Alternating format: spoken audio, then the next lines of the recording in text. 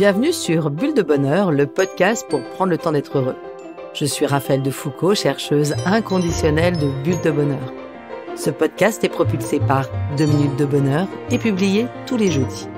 Aujourd'hui, nous vous partageons l'épisode numéro 192 « J'apprends à faire de bons choix ». Un témoignage cette semaine de Noémie qui nous dit « 2 minutes de bonheur en couple est posé sur notre table de nuit. C'est notre kiff du soir. Nous nous couchons de bonne humeur et sur une note positive et affectueuse.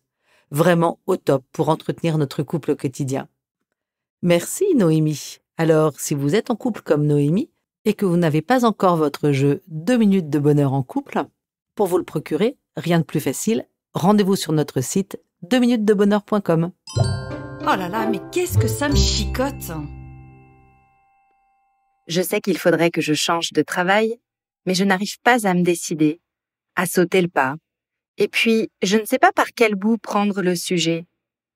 Avec mon mari, nous souhaitons déménager, mais nous n'arrivons pas à avancer. Trop sombre, trop lumineux, trop ci, trop ça, bref, toujours une bonne raison de ne pas nous lancer. Et dans les petits choix du quotidien, j'ai l'impression que mes émotions influent énormément. Il me faut tout de suite. Combien de fois suis-je ressortie d'un magasin avec une robe que je n'ai jamais portée par la suite? Et là, ça me chicote. Pourquoi faire un choix est parfois si difficile? Y a-t-il des clés pour savoir prendre de bonnes décisions? Poser de bons choix, est-ce que ça s'apprend? Dans notre quotidien, nous faisons des choix un nombre incalculable de fois par jour. D'ailleurs, à combien estimez-vous le nombre de décisions que vous prenez chaque jour? 80, 300, 6000, 10 000? Vous êtes loin du compte. Nous prenons environ 35 000 décisions par jour. Sachez que 99,74% de ces décisions sont directement prises par notre cerveau sans que nous en ayons conscience. C'est une étude qui a été réalisée par Lightspeed Research en novembre 2017 dans 10 pays européens. Si je prends les mots de la neuroscience, en fait, nous prenons finalement peu de décisions consciemment.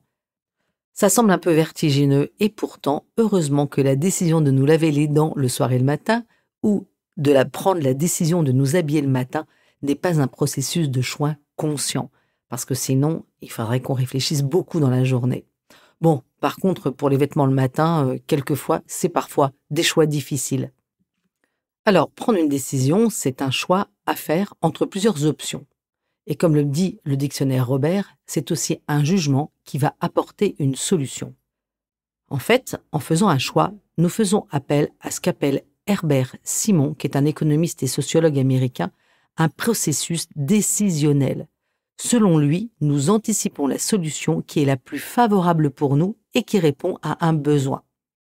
Alors comme nous le disions, il nous est impossible de tout traiter de manière objective pour prendre une décision en une fraction de seconde. Pour nous aider, nous faisons donc appel inconsciemment à nos émotions. Effectivement, quand nous vivons une scène proche d'une situation passée, la mémoire de l'expérience se réveille et nos émotions vécues nous influencent et nous servent de guide. Par exemple, vous choisissez un gâteau dans une pâtisserie. Si la dernière fois, vous aviez choisi une tarte au citron qui n'était pas terrible, il est fort à parier que votre choix se portera vers le Paris-Brest dont vous avez un souvenir absolument délicieux la dernière fois que vous en aviez mangé. Vous en aurez même l'eau à la bouche à l'idée de déguster cette pâtisserie. Ce processus décisionnel est valable pour un gâteau, mais aussi dans tous les domaines de votre quotidien, de votre sexualité à vos choix personnels et professionnels. En résumé, si le souvenir d'une situation est désagréable, vous ne choisirez pas cette option et vous reporterez votre choix vers une autre solution qui vous apportera des sensations agréables. Voilà pourquoi nous avons tant de mal à faire les tâches qui nous barbent. Alors, on pourrait parler aussi d'un autre phénomène qui va nous influencer, ce sont les réseaux sociaux.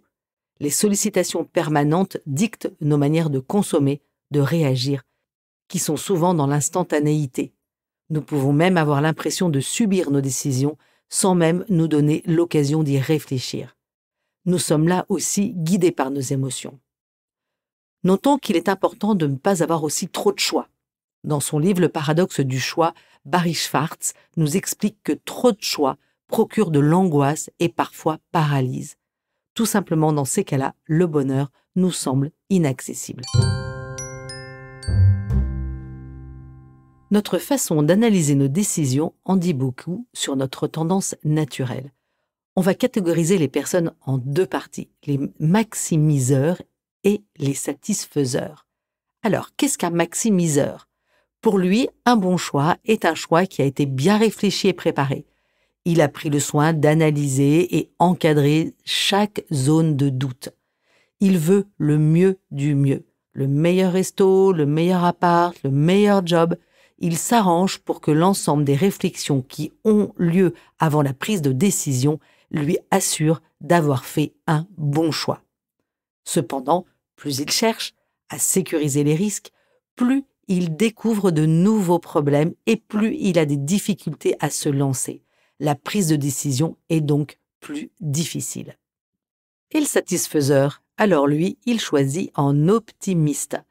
Dès que ces critères sont réunis, il choisit et il ne revient pas sur son choix. Il accepte une part d'incertitude et voit dans la prise de décision une manière de vivre des expériences. Il sait qu'il n'aura jamais assez de temps et de connaissances pour analyser tous les contours de la décision à prendre. Il fonce, il prend le parti de faire confiance à l'avenir et choisir rapidement la direction que son intuition lui indique. Et si la décision s'avère mauvaise, il s'adapte et rebondit. Il acquiert ainsi une expérience supplémentaire. Selon Barry Schwartz, qui a travaillé sur ce sujet, il a démontré que les satisfaiseurs sont en moyenne plus heureux que les maximiseurs, même si la réussite matérielle des satisfaiseurs est souvent moindre que celle des maximiseurs. En dehors de cette tendance maximiseur et satisfaiseur, qu'est-ce qui peut rendre la décision difficile ? Alors, il y a une évidence qui réside dans la citation d'André Gide, qui est bien connue de tous et qui dit « Choisir, c'est renoncer ». Et renoncer, c'est parfois très difficile. Cela peut être même effrayant et angoissant. Choisir, c'est accepter de gérer la frustration de ne pas tout avoir. C'est une tendance un peu à contre-courant dans notre société qui est surconsumériste. Au-delà de cette frustration de renoncer, notre mode de fonctionnement profond est en grande partie responsable de nos difficultés à choisir. Pour mieux la comprendre, utilisons le processus d'analyse de la communication non violente. Lorsque le doute nous assaille et parfois nous paralyse, savons-nous clairement définir le choix qui s'offre à nous. Prenons le cas d'un homme qui s'est vu proposer par son patron une mobilité à l'étranger sur un poste qu'il convoitait depuis longtemps. Au moment venu, il est pris de panique devant le chamboulement de cette décision et tout ce que ça va engendrer dans sa vie. Il est gagné par la peur du changement, de la nouveauté et de tout ce qu'il va perdre en partant. Il ne voit maintenant que des objections à cette proposition et il est incapable de poser un oui définitif à ce projet. Vous l'imaginez, notre homme, il a le cœur qui s'emballe, les mains moites, il a des insomnies, des maux de tête, des maux de ventre. Ces symptômes indiquent une émotion importante. Mais quel sentiment y est attaché ? Bien souvent, nos choix importants génèrent de la peur, comme chez cet homme, ou encore de la colère. Peur de nous tromper, peur d'être jugé, peur de décevoir, ou bien dans d'autres cas, la colère contre nous-mêmes, contre la situation. Dépasser ces sentiments, c'est pas forcément facile.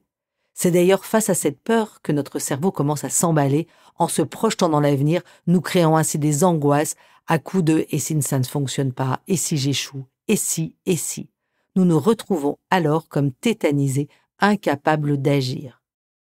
Commençons par comprendre que le sentiment ressenti n'est pas la cause de notre blocage, mais c'est son symptôme. Il nous faut donc investiguer sur les raisons plus profondes qui entraînent ce blocage. Notre sentiment indique qu'un de nos besoins fondamentaux n'est pas satisfait. Sûrement, mais lequel ? C'est là qu'il est important de dépasser la sensation et l'émotion pour aller chercher nos besoins profonds. Pour ça, je vous renvoie à notre podcast numéro 12. Allez, je change de regard. Alors, comment faire des choix et éviter d'être l'âne de Buridan qui ne réussit pas à se décider entre son picotin d'avoine et son seau d'eau et qui finit par mourir de faim. Première piste, choisir grâce au paradoxe de Fredkin. Alors que nous dit Edward Fredkin ? Dans une situation où un choix doit être fait, plus les options sont séduisantes, plus il est difficile de choisir, mais moins les conséquences deviennent importantes. Effectivement, quand on prend une décision, nous analysons toutes les possibilités. Puis nous réduisons l'ensemble de ces possibilités à celles qui nous séduisent le plus. Ensuite, nous évaluons le facteur succès-échec ou bonheur-douleur. Pour Fredkin, le meilleur moyen de prendre une décision face à plusieurs options qui sont toutes attractives est de choisir l'option qui minimisera le plus vos futurs regrets. En d'autres mots, projetez-vous et imaginez les potentiels regrets que vous aurez une fois que votre choix sera fait. Choisissez ensuite l'option qui vous fera le moins regretter votre décision. Là où le calcul est intéressant, c'est de prendre en compte que nos échecs et nos douleurs sont momentanés. Nous finissons toujours par les surmonter, tandis que le regret, lui, il peut nous hanter toute notre vie. Un autre outil à notre disposition, c'est la table du discernement.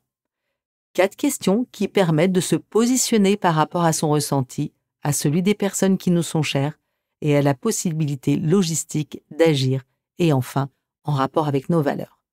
Première question, est-ce bon pour moi ? Reprenons le cas de cet homme et de ses problèmes de mobilité. Il pourrait se poser la question, cette mobilité va-t-elle lui permettre d'évoluer comme il le souhaiterait ? Va-t-il s'épanouir dans ce nouveau poste ? Deuxième question, qu'en pensent les personnes importantes pour moi ? Qu'en pense la compagne de cet homme ? Va-t-elle continuer à l'encourager ou au contraire lui faire part de ses doutes ? Et dans ce cas, ils pourront être amenés à en discuter pour lever ces difficultés ou les confirmer. Troisième question, est-ce réalisable ? Cet homme pourra se dire il va falloir vendre sa maison, changer les enfants d'école, dans un temps record, est-ce que c'est possible ? Comment s'y prendre ? Et enfin, dernière question, est-ce compatible avec mes valeurs ? Pour cet homme, la famille c'est important, il veut la stabilité de sa cellule familiale, ce changement va-t-il venir tout chambouler ? Comment préserver ses valeurs familiales ? En répondant à chacune de ces 4 questions, le choix s'affine. Une fois que vous avez répondu à ces 4 questions, le choix va s'affiner. Vous aurez une vision plus claire de vos besoins, même si le choix reste difficile. Et ainsi, vous pourrez aussi passer à l'action. Vous serez alors en cohérence personnelle, comme le dit Paul Pironnet, qui est enseignant en PNL. Il rajoute « Nous devons faire concorder de manière positive nos inspirations avec un plan d'action concret. » Troisième piste. Faire un choix en faisant preuve d'indulgence envers nous-mêmes et en reconnaissant que nous sommes imparfaits.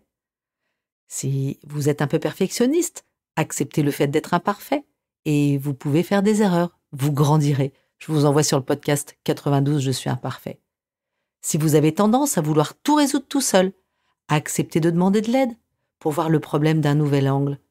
Ainsi, le regard d'une personne extérieure de confiance peut vous apporter un autre regard qui vous aidera à la prise de décision. Si vous avez tendance à vouloir faire plaisir à vos proches, acceptez d'écouter vos besoins et osez dire non. Je vous renvoie au podcast 38. Intéressant de dire non au lieu de faire des choix qui, de temps en temps, ne vous conviennent pas. Si vous avez tendance à vous éparpiller dans une multitude de tâches, acceptez de résoudre les problèmes un par un et jusqu'au bout.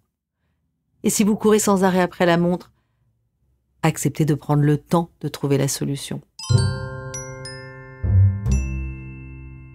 En ayant recours à des outils pour vous aider à prendre des décisions éclairées, vous allez trouver plus de sérénité et poser des choix mieux assumés. Certes, choisir, c'est renoncer, mais c'est aussi s'affirmer, c'est assumer et être à sa juste place.